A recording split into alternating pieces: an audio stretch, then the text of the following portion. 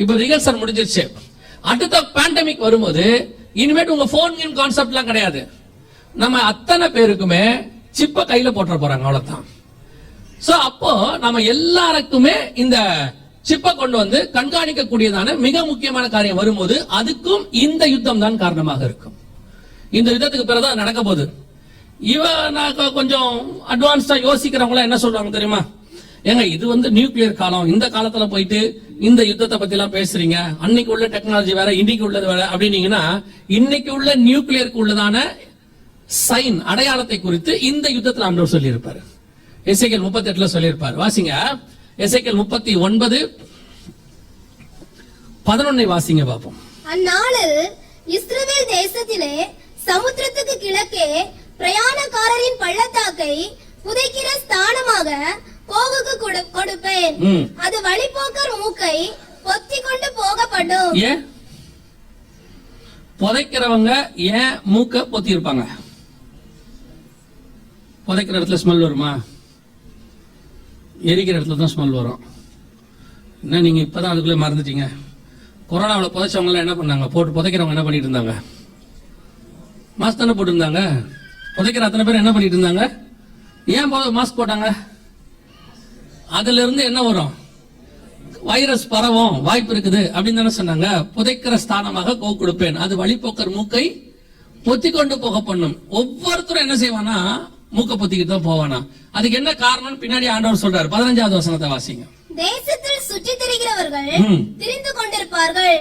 யாராவது ஒருவன் மனுஷனின் எலும்பை காணும் போது புதைக்கிறவர்கள் அதை ஆமோன் கோகுடைய பள்ளத்தாக்கிலே. நல்லா கவனிங்க, ஒரு எலும்பை காணும் போது, டெட் பாடி அல்ல, ஒரு எலும்பை காணும் போது அதை புதைக்கிறவர்கள் ஆமோன் கோகினுடைய பள்ளத்தாக்கிலே புதைக்கும் மட்டும் அதன் அண்டையிலே ஒரு அடையாளத்தை நாட்டுவார். மார்க் பண்ணி வச்சுட்டு போயிருவானாமா. இது எப்ப நடக்கும் தெரியுமா? ஃபுகுஷிமால ஜப்பான்ல இந்த நியூக்ளியர் பிளான்ட் ஒன்னு சுனாமில இதாச்சு, டேமேஜ் ஆச்சு, உங்களுக்கு தெரியும் தானே? அப்ப நிறைய பேர் இறந்து போனாங்க. அந்த புதைக்கிற வரைக்கும் ஒவ்வொருத்தருடைய பாடியில என்ன பண்ணி வச்சிருந்தாங்க தெரியுமா? ஒரு மார்க் போட்டிருந்தாங்க. அப்ப அதனுடைய பிரதமரா இருந்தவர் சொன்னாரு, பாடியை எரிக்க கூடாது, எரிச்சா என்ன ஆகும்னா அவங்க உடம்புல இருக்கிற நியூக்ளியர் என்ன ஆகும்? அது காத்துல கலந்துரும். அதனால அவங்க அத்தனை பேரும் என்ன பண்ணணும்?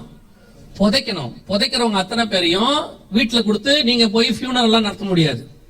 அவங்களே கொண்டு போய் என்ன செய்வாங்க? ஒரு இடத்துல புதைப்பாங்க. கொரோனாவுக்குமே என்ன பண்ணாங்க? மேக்சிமம் பெரிய இன்ஃபுளுன்ஸ் இருக்கிறவங்க தான் பாடியை வீட்டுக்கு வாங்கிட்டு போனாங்க. 99.9 என்ன செய்யல, பாடியை கொடுக்க மாட்டேன்னு சொல்லிட்டாங்க. வேணா தூரத்துல இருந்து ஒரு தடவை கடைசியா என்ன செஞ்சுக்கலாம், பாத்துக்கலாம். அவங்க தான் புதைப்பாங்க. இதுவும் அதான் சொல்லுது. எசேக்கியேல் 39:11-15 அதைத்தான் சொல்லுது. ஒரு எலும்பை காணும் மட்டும் அதன் அண்டையில என்ன செய்வாங்களாமா? ஒரு அடையாளத்தை போடுவார்கள். இது 2500 வருஷத்துக்கு முன்னாடி. அதான் நீங்க யோசிக்கணும். இப்ப இருக்கிற டெக்னாலஜி பத்தி யோசிக்காதீங்க. 2500 வருஷத்துக்கு முன்னாடி ஏன் எசேக்கியேலுக்கு இதை சொன்னார் ஆண்டவர்? அன்னைக்கு வெறும் வில்ல வச்சு நம்ம அம்பு வச்சு சண்டை போட்டுக்கிட்டு இருந்த காலம், ரதத்துல ஏறி ராஜா சண்டைக்கு போற காலம். அந்த காலத்துல வசனம் சொல்லுது, ஒரு எலும்பா பார்த்தா கூட புதைக்கிற வரைக்கும் மார்க் போடுவாங்க, புதைக்கிறவங்க மாஸ்க் போட்டு போவாங்க, மூக்கை பொத்தி கொண்டு போக வரும். இந்த மாதிரி ஒரு அட்வான்ஸ்ட் ப்ராபசி சொன்ன பைபிள் உலகத்தில் வேற யாருகிட்டயுமே கிடையாது, நம்ம கிட்ட மட்டும்தான் இருக்கிறது. அந்த தேவனும் நம்ம இடத்தில் மட்டும்தான் இருக்கிறார். அல்லேலூயா. இதத்தான் சொல்றோம். இவ்வளவு மகத்துவமான காரியங்களை எழுதி வச்சிருக்கிறாரு. நாம இதையெல்லாம் வாசிக்காமே விட்டுட்டோம். வாசிச்சா தானே தெரியும், தெரிஞ்சாதானே ஆயத்தமாக முடியும். வாசிக்கணும்னா தெரியாது, தெரியாட்டி ஆயத்தமாக மாட்டோம் இல்ல. இப்ப நம்ம கண்ணுக்கு முன்னாடி இவ்வளவு இருக்கு பாருங்க. அடுத்த அர்மேகதான் வார்ல இதை விட மோசமான வெப்பன் யூஸ் பண்ணுவாங்க. இப்ப நம்ம கொரோனால இப்ப கொரோனா நம்ம சொல்றோம், அந்த வைரஸ் சொல்றோம்ல, ஆக்சுவலா அது ஒரு வகையான வெப்பன், அது ஒரு வகையான பயாலஜிக்கல் ஆயுதம், அது வெப்பன். வாசிங்க, வெளிப்படுத்தின விசேஷம் 9ஆம் அதிகாரம் 4வது வசனத்தை வாசிங்க. பூமியின் புல்லையும், இந்த வசனத்தை இப்ப கொரோனாவோட லிங்க் பண்ணி படிச்சு பாருங்க.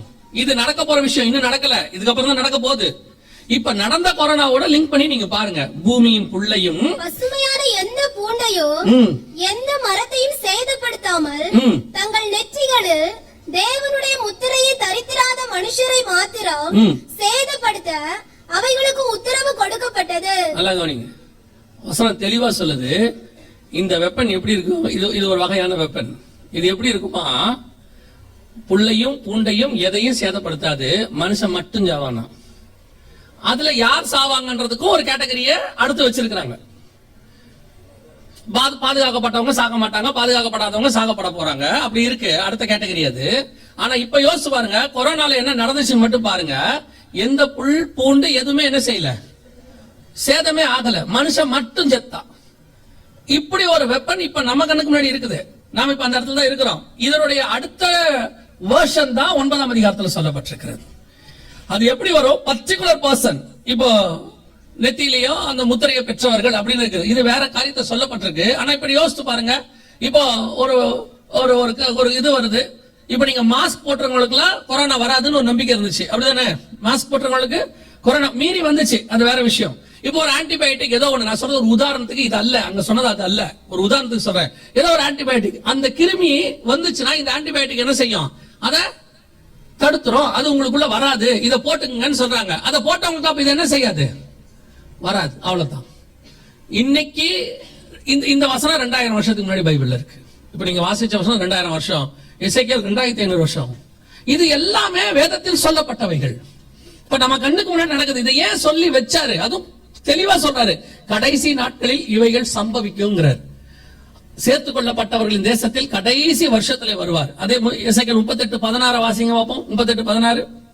நீ தேசத்தை கார் மேகம் போல் மூட என் ஜனமாகிய இஸ்ரவேலுக்கு விரோதமாக எழும்பி வருவாய். கடைசி நாட்களிலே இது சம்பவிக்கும். கடைசி நாட்களிலே இது சம்பவிக்கும். இப்ப ரெடியா இருக்கு. ரஷ்யா புறப்பட போகுது. ரஷ்யா, என்னை பொறுத்த வரைக்கும் ரஷ்யா இந்த ஸ்டார்ட் பண்றதுக்கான வேலையை ஸ்டார்ட் பண்ணிருச்சு. அவர் இன்னைக்கு நார்த் கொரியா போய் பாக்குறாரு. ரஷ்யா அதிபரை நார்த் கொரியாக்காரங்க வந்து பார்க்கத்தான் நியாயம். ஏன்னா அது ஒரு சின்ன தீவு மாதிரி ஒரு இடம் நார்த் கொரியா. ரஷ்யா எவ்வளவு பெரிய நாடு, ஆனா அதோடைய அதிபர் யார போய் பாக்குறாரு? அந்த சின்ன நாட்டினுடைய தலைவரை போய் பாக்குறாருன்னா அப்ப என்ன காரணமா இருக்கும்? இந்த வேலையை தான் ஈரானுடைய தலைவர் பார்த்தாரு. அவர் தான் ஹெலிகாப்டர் கிராஷ்ல என்ன ஆயிட்டாரு, இறந்துட்டாரு. இப்ப யார் புறப்பட்டு இருக்கா? ஈரானுக்கு பதிலா ரஷ்ய அதிபர் புறப்பட்டு இருக்கிறாரு. நம்ம கண்களுக்கு முன்பாக வேதம் சொன்னபடி பட்டயம், 3ஆம் உலக யுத்தம் தயாராக இருக்குது. இப்ப நான் உங்களுக்கு சொல்ற காரியங்கள் எல்லாம் திருப்பி நேற்று சொன்னதான் திருப்பி சொல்றேன். இது உங்களை பயமுறுத்துவதற்காக சொல்லப்படுவதல்ல. யுத்தங்களையும் யுத்தங்களின் செய்திகளையும் கேள்விப்படுவீர்கள், இவைகள் எல்லாம் சம்பவிக்க வேண்டியதே. ஆனாலும் நீங்கள் கலங்காதபடிக்கு எச்சரிக்கையாயிருங்க. இதெல்லாம் வெளியே நடக்கும். இது அடையாளமாக சொல்றாரு. இந்த அடையாளத்தை வச்சுக்கிட்டு சர்ச்சை என்ன செய்யணும்னா, இது வெளியே நடக்குதுன்னா என்னை மீட்க இயேசு வரப்போகிறார் என்று அர்த்தம். இது அதுக்கான அடையாளமாக சொல்லப்படுது, அவ்வளவுதான். நீங்க அடையாளத்தை பார்த்து நீங்க பயப்படுறீங்க. இப்ப நீங்க நினைக்கிறீங்க, அப்படியா வருதா, அப்ப அதுல நமக்கு பாதிப்பு வருமா, நம்ம வீட்டுல இடிக்குமா, அதாகுமா இதாகுமா? ஆண்டவர் தெளிவா சொல்றார், வாதை உன் கூடாரத்தை அணுகாது, உன் பக்கத்தில் 1000 பேர், உன் வலது பக்கத்தில் 10000 பேர் விழுந்தாலும் அணுகாது. ஆண்டவர் சொல்லிட்டாரு. உங்களுக்கும் தெரியும், ஆனாலும் மனசு பக்கு பக்குன்னு தான் இருக்கு, இல்லையா? இந்த வசனம் எல்லாம் கேட்கறது எனக்கு நல்லா தெரியும். இந்த வசனம் நல்லாவே தெரியுமே. அதுவும் பாட்டு பாடும்போது நம்ம வாங்க, இப்ப பாஸ்டர் கடைசியா ஒரு பாட்டு பாடினாரு, எனக்கு ரொம்ப ஆச்சரியமா இருந்துச்சு. நீங்களும் தான் பாடுனீங்க இல்ல? பாண்டீங்களா இல்லையா? அந்நாளில் வானம் வெந்து அழியும், பூமி எல்லாம் எரிந்து. இந்த 2 லைனை எவ்வளவு சந்தோஷமா பாடுனீங்க. உலகத்திலேயே உலகம் அழிய போகுதுங்கிறத சந்தோஷமா பாடின ஒரே குரூப் நம்ம தான், இல்லையா? அதுவும் வேகமா வேற பாடுனீங்க, அந்நாளில் வானம் வெந்து அழியும் பாடுனீங்க தானே. அப்புறம் ஏன் பயப்படுறீங்க? இப்ப நீங்க தானே பாடுனீங்க. வானம் வெந்து அழியும் போது நீங்க எல்லாம் எஸ்கேப் ஆவீங்கன்னு ஒரு நம்பிக்கை இருந்ததுனால அப்படி பாடுனீங்க. இப்ப யோசிக்கிறீங்க, நாங்க அப்படி நினைச்சு அதை பாடலையே, நாங்க நீ இப்படி மெசேஜ்ல அதை பிடிப்பேன்னு தெரிஞ்சிருந்தா நாங்க வேற மாதிரில பாடி இருப்போம். அத எவ்வளவு அழுவணுமோ அவ்வளவு அழுத்திருக்க மாட்டோம் அப்படின்றீங்களா? இப்ப நீங்க அந்த பாட்டு அவ்வளவு சந்தோஷமா அப்படித்தானே பாடுனீங்க. அப்ப நம்ம ஏன் அதை சந்தோஷமா பாடுறோம்? அது ஒரு பக்கம் நியாய தீர்ப்பு நடக்கும், ஜலப்பிரளயம் வரும், வானத்தின் மதகு திறக்கும், மகா ஆழத்தின் ஊற்றுக்கண்கள் பிளக்கும், எல்லாருக்கும் எல்லாம் நடந்துட்டு இருக்கும். ஆனா பேழைக்குள் இருக்கிற எனக்கு ஒண்ணும் ஆகாது என்பது கர்த்தர் எனக்கு பண்ணி இருக்கிற வாக்குத்தத்தம். நான் தைரியமா பேழைக்குள்ள இருப்பேன், அவ்வளவுதான். அந்த நிச்சயம் தான் சபைக்கு வரணுங்கிற. இப்ப இதெல்லாம் உங்களுக்கு சொல்லப்படுகிற வெளியில் நடக்கிற அடையாளம். இந்த அடையாளம் அங்கே நடக்கும் போது இங்கே புரிஞ்சு கொள்ளணும், அது நடக்க நடக்க என் வாசலுக்கு ஆண்டவர் வந்து நிக்க தொடங்கிட்டாரு. எப்ப வேணாலும் கதவு திறக்கப்படும், காத்திருக்கிறவர்களை அழைத்துக் கொண்டு கர்த்தர் போய் விடுவார். இதுதான் நமக்கு சொல்லப்படுகிற அடையாளம். இப்ப இதெல்லாம் உங்களுக்கு கட்டி உங்களை பயமுறுத்த வேண்டிய அவசியம் இல்லை. அப்படி நீங்க பயப்படுறீங்கன்னா ஒரே ஒரு ரீசனா இருக்கும், அவர் கூட போவாங்கிற பயம் உங்களுக்கு இருக்காது. அந்த தைரியம் உங்களுக்கு இல்ல. ஐயோ ஏசு வந்தா போவோமா மாட்டோமான்னு தெரியலையே. அப்புறம் பக்கத்துல இருக்கவங்களை பார்ப்போம், இவன் போவான் போலியா, அப்ப நம்ம போக வாய்ப்பு இருக்கு. இப்ப நம்ம போவோமாங்கிற கன்ஃபர்மேஷன் நமக்கு தெரியாது. அவனை வச்சு நம்ம டிசைட் பண்ணிக்கிறோம், இவனே போயிடுவான் போல, நல்லா தானே பாடுறான், அப்ப இவனும் போயிடுவானா, அப்ப நம்மளும் இவனுக்கு நம்ம எவ்வளவா பரவாயில்லையே அப்படின்னு நம்ம நினைச்சுக்கிறோம்ல. அதான் நான் என்ன சொல்றேன், அவங்கள வச்சு உங்களை டிசைட் பண்றதை விட உங்களை வச்சே நீங்க டிசைட் பண்ணிக்கோங்க போவோமா மாட்டோமான்னு. இது இப்ப இருக்கிற இந்த காலகட்டம் வேற எதற்கான காலகட்டமும் கிடையாது. சுய பரிசோதனை பண்ற காலம், நம்மை நாமே நிதானித்து அறிகிற காலம், இது ஆயத்தப்படுகிற காலம். ஒரு சவுண்ட் கேட்கும்ல, புத்தி உள்ள கன்னிகள் புத்தி இல்லாத கன்னிகள் எல்லாருமே இருக்கும்போது ஒரு சத்தம் கேட்டுச்சா? என்ன கேட்டுச்சு? மணவாளன் வருகிறார் என்கிற அதே மாதிரி உங்களுக்கு இப்ப சத்தம் கேக்குது. இப்ப அவங்க சத்தம் கேட்ட உடனே என்ன பண்ணாங்க? எல்லாரும் பயந்து பின்னாடி ஓடினாங்களா? அத்தனை பேர் என்ன பண்ணாங்க? தங்கள் தீவெட்டிகளை ஆயத்தம் பண்ணினார்கள். இப்ப நம்ம அதை செய்யணும், அவ்வளவுதான்.